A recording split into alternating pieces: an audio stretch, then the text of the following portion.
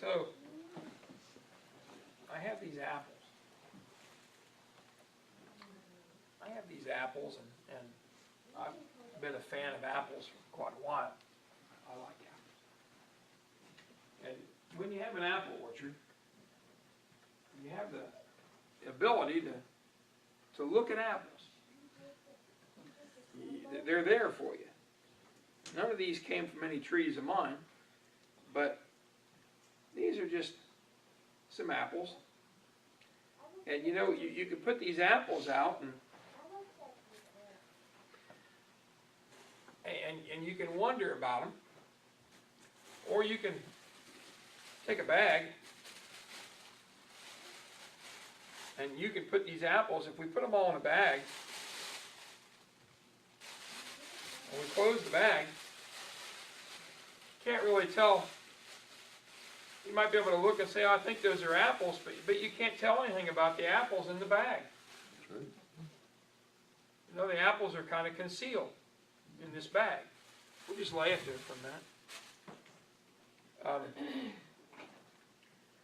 If you have your Bible with you today, it's just one verse we want to look at.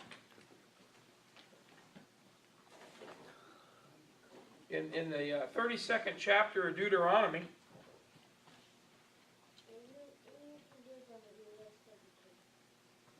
in the 10th verse of the 32nd chapter, and I've got the King James out here, it says, "You found him in a desert land, and in the waste, howling wilderness, he led him about.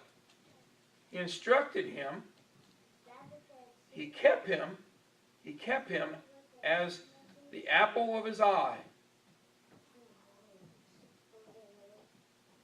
He's talking about Israel. He's talking about Israel. He said,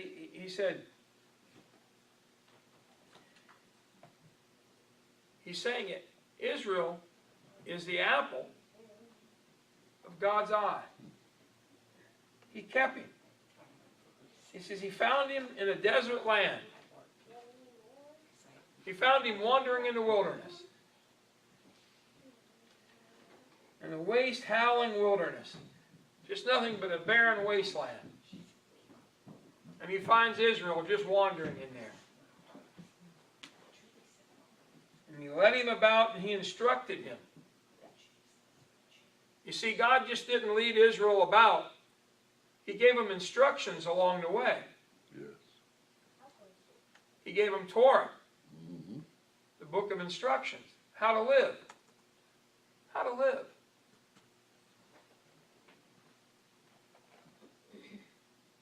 He kept him as an apple of his eye. You know, when we were wandering in the wilderness, we were all kind of like these apples in this bag. You know, we could see they were apples, but we couldn't tell a lot about the apples. And when they pulled us out, you pull that apple out, and you get to looking at it, and it just doesn't look real good. It doesn't look like one that you'd like to quarter and put out on the dinner table. It doesn't look like one that I'd really like to peel and turn into a pie. Got a big wormhole here. Got some in the orchards we call that scab, that blackness that's on there. It's a virus. It's got a couple of curculio bites where the curculios reached in there and planted an egg, another insect, been after it. It's got left on the tree too long. You can see the little blossom in there starting to rot. So the core of it's probably hollow. Just doesn't look like a real good apple to eat. What's wrong with who put these apples in this bag? What's wrong here? Here's another one we pull out of the bag. It's all shiny looking. It looks shiny. But somehow it got caught in something. You can see where the curculios have been in it and where it's been bitten and the worms got in there, and once again, it's been on the tree too long. It's got a big bruise here and a big slash mark in it.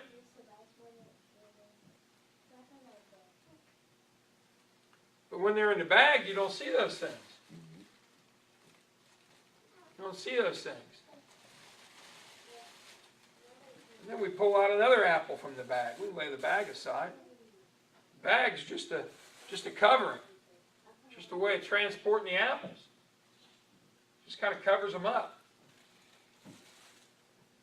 So, how are these apples, like Israel, wandering in the wilderness? Well, when they're in the wilderness, they don't know anything. When God found them, Israel didn't know anything. They weren't any different than anybody else. They had done things over the course of time that displeased God. But he finds them. And he says, he makes a covenant with them. And he says, you'll be my people, and I'll be your God. And he takes those people out of that bag, and they look bad. And over the course of time, he takes care of them over the generations. So the next generation coming out of the bag, nice looking apple. Now, but this apple still, it has some imperfection on it. Right here. There's a little imperfection. You can see it in the skin. You can tell everything about an apple from the skin. Did you know that? You can tell this is a Rome apple. So you don't see any blushes on this apple. You don't see a blush of yellow or anything because a Rome doesn't have that blush. This isn't a Paula red or an Ida red where you just get a blush of red across the top and the rest of it's kind of yellowish green. This is a Rome. This is a pure red apple. You can look down here at the blossom, and it got picked off the tree at exactly the right time. Didn't get to stay an extra couple of days. Whoever ran this orchard, they knew that fruit was ready. It was at the height of its ready. It was at the height of picking. They ran it through their sorter, and it probably rolled off the end at the fancy apples. And they looked at it. It's got some shipping marks on it here. It got a little bit of abuse when it got shipped. Probably dropped into a box, maybe went through a bagger, who knows. But it's not perfect. But when God looks at Israel, who's Israel? We are. When God looks at Israel today, he realizes that we're not all perfect. Thank God. But he takes us from a condition like this, and he cleans us up to a condition like this. Because you see, no matter how hard I did a few minutes ago, no matter how hard I polished on these apples, I'm a human being. I could only get them to look so good.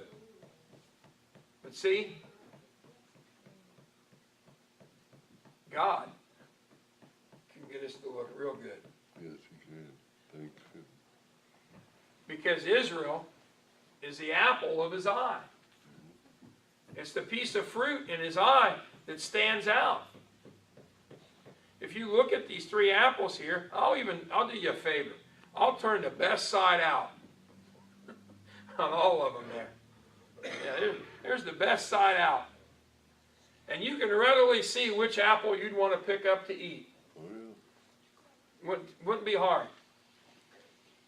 We could have one of the children come up, and I guarantee you, they'd pick this apple right here.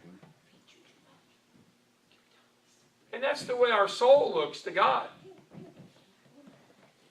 That's the way our soul looks. Israel is the apple of God's eye.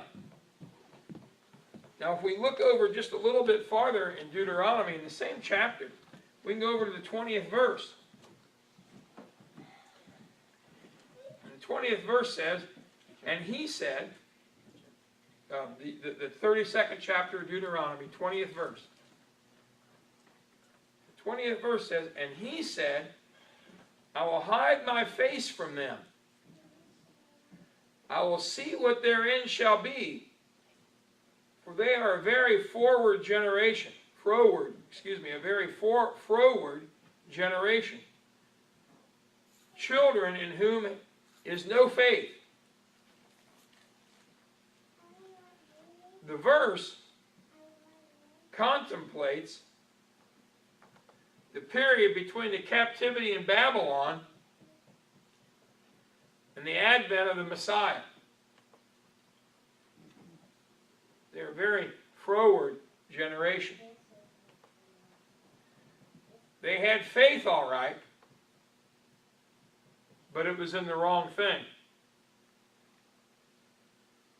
People said, well, they had the Torah, they had faith in that, but they had taken the faith that should have been a pure faith in the Torah and used it as instruction and turned it into something rigid and material. You know, example of that was when Moses went up on the mountain and they melted all the jewelry down and made a golden calf. They wanted something material. They wanted something material. They didn't want to change from what they were to what they could be. They didn't want to make that change.